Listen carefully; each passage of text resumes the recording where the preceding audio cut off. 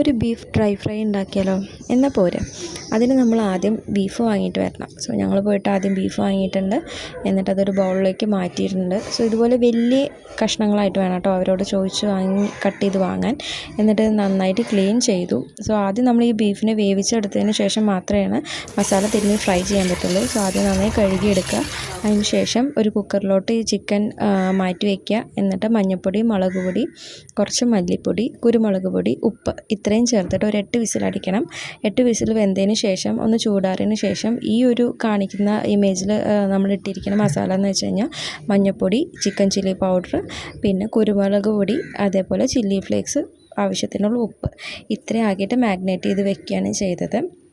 എന്നിട്ട് എണ്ണ ചൂടായതിന് ശേഷം നമ്മൾ എന്ത് ചെയ്യുക, ഈ ചിക്കൻ ഓരോന്നോരോന്നായിട്ട് അതിലിട്ട് കൊടുക്കുക. ഇങ്ങനെ നീളത്തിൽ കട്ട് ചെയ്യുന്നതാണ് കേട്ടോ അതിൻ്റെ ഒരു ഭംഗി. എന്നാൽ നമ്മൾ ഹോട്ടലിലൊക്കെ ചിക്കൻ ഫ്രൈ ബീഫ് ഫ്രൈ വാങ്ങുന്ന പോലെ തന്നെയുള്ള ആ ഒരു ഷേപ്പിലും ഒരു ടേസ്റ്റിലും കിട്ടുന്നതാണ്. സോ ഇങ്ങനെ നമ്മൾ എന്ത് ചെയ്യുക, ഇരുമ്പ് ചട്ടിയിലാണ് ഞങ്ങൾ ഉണ്ടാക്കിയത്. അതാകുമ്പോൾ അതിൻ്റെ ഒരു നല്ലൊരു ടേസ്റ്റ് കിട്ടും. അങ്ങനെ ബീഫ് നന്നായി മൊരിഞ്ഞ് വന്നിട്ടുണ്ട്. ഇത് ഫസ്റ്റ് ട്രിപ്പാട്ടോ ഞങ്ങളിട്ടെ. അങ്ങനെ ഇത് നന്നായി മൊരിഞ്ഞ് വന്നിട്ടുണ്ട്. ഇനി നമുക്കത് ഒരു പ്ലേറ്റിലോട്ട് മാറ്റാം. ടിഷ്യൂ പേപ്പർ വെച്ചിട്ടാണ് ഇടുന്നത്. കാരണം അത്യാവശ്യം നല്ല എണ്ണ കുടിക്കുന്നുണ്ട് ഇത് ഫ്രൈ ചെയ്യുന്ന നേരത്ത്. അങ്ങനെ സെക്കൻഡ് റൗണ്ടും കൂടെ ഇട്ടിട്ട് 2 റൗണ്ടിലായിട്ടാണ് എടുത്തത്. അപ്പോഴേക്കും ഞങ്ങൾ ചെറുത് അടുക്കളയിൽ എത്തിയിട്ടുണ്ട് സ്മെല്ലടിച്ചിട്ട്. അപ്പോൾ ഇതാണ് നമ്മുടെ ഹോട്ടൽ സ്റ്റൈലിലുള്ള നല്ല കറുത്ത ബീഫ് ഡ്രൈ ഫ്രൈ.